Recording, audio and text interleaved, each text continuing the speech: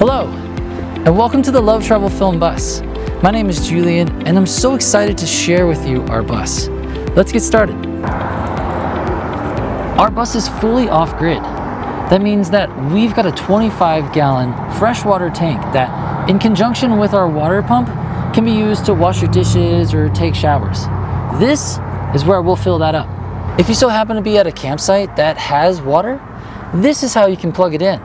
As you can tell, this will accept a male hose. Plug that in here, open the valve, and you're good to go. Just remember, if this valve is open and the water pump is on the inside, water is going to come out. So make sure that's closed if you're using the water pump in the freshwater system. Our bus is equipped with a propane hot water heater, and it resides in our back deck area, and it can be adjusted right in here. Just remember that the way we like to use this is to only turn on the hot water. If you turn on the hot water and the cold, the heater may turn off. So what we want to do is just adjust the temperature here.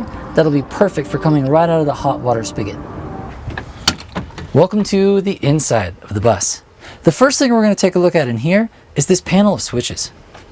It has a few other lights and different flashers for the bus, but what we're looking for is the water pump right here.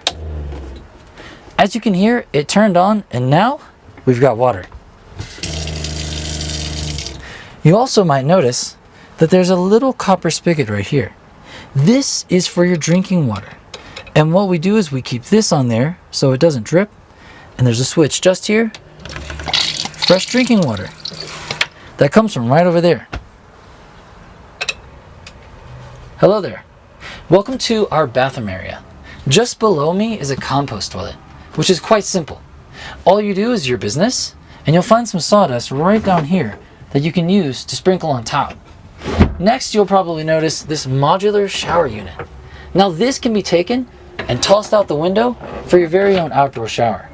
It also has the ability to go right over here for a shower there as well. But wait, that's not all, because there's one more shower, our rain shower.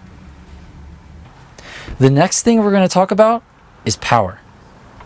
Now our bus has two different ways of supplying power to all the outlets that we have in here.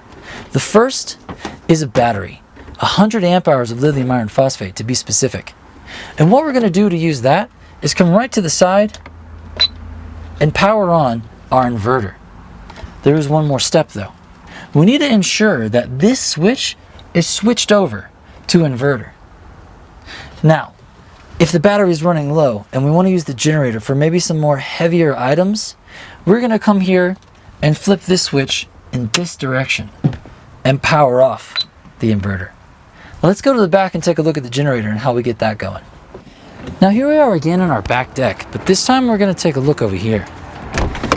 Now on this side, there are a lot of really important items. The first thing you'll notice are propane tanks. So if you run out of propane or you need to change them, that's how you can do it right there. The second thing is our generator. Now, if we want to use our generator, there's a few things that we need to make sure that we do. Firstly, make sure there's nothing on top of the generator. And secondly, make sure that the exhaust is fully pushed out on the other side. We'll take a look at that in a moment. So if we want to run our generator, we're going to need a special extension cord. And you'll notice it's got two male ends. So what we'll do is we'll take one of these ends, plug it into our generator, take the other end, plug it in right here. Now remember, these are open-ended plugs. So if our generator was running, these would have electricity flowing through them. So the best way to do this is to always plug it into the dead side first, and then plug it into the generator after. So say you're at a campsite and you might want to plug into shore power there. Well, that's where this will come into place. This runs off a regular 120 volt outlet, and we're going to use an extension cord with it. So what we'll do is this will plug into the outlet, this will plug into here, and this will plug into the bus. Now once again, remember, you're dealing with live electricity. So make sure that this is plugged into the bus first, followed by this plugged into here, and this plugs into the power source last, and then you should be good to go. Now here are our fridge controls. This tells you what temperature both of our zones are at, and also what the voltage of the battery is. You want to keep a close eye on this. If this starts to get low, you may want to run the generator for a little bit. When you run the generator, you want to make sure to use this AC power adapter cord that plugs in right there.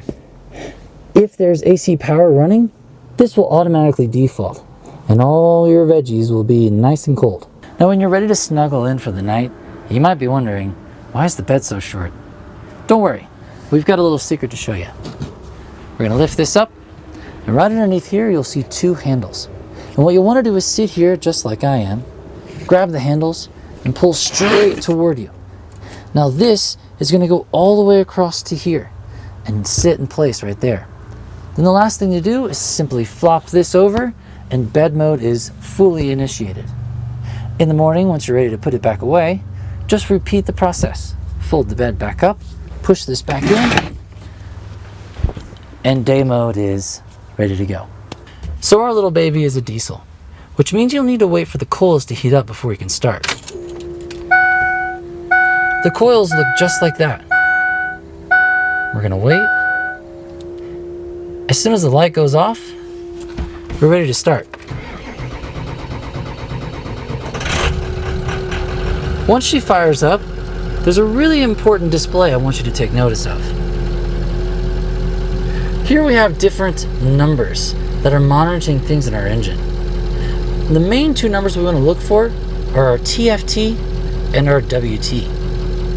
Our WT is the water temperature, and we really don't want this to go anywhere over 230 degrees.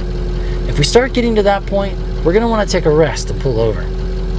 The other temperature is our transmission fluid temperature. Once again, if this gets up to about 230, we're going to want to pull off and take a little break. So I hope that answered all of your questions. And if you have any more, feel free to reach out to us. We're always available.